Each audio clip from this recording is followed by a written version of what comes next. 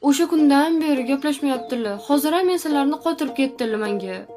Jirkib gaplashyaptilar. Voy. Men uni dabdalasini chiqarib qo'yaman, o'zidan ketyaptimi? Kecha-chi zalda uxladilar. Voy. Men qanaqa qilib sezmadim, qizim? Kechqurun o'tib ketdilar-da, siz uxlaganingizdan keyin.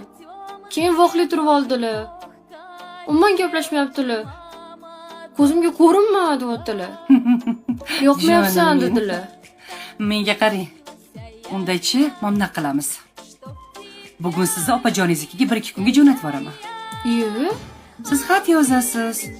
Men kerak emasmanmi? Men yoqmayapmanmi? Boshqasi kela qolsin. Men ketdim deb ketib borasiz.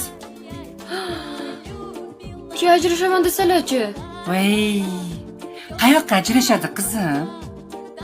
Oyim aytganlar, ering bilan urushsang, qadam bosib ko'chaga chiqmadiganlar.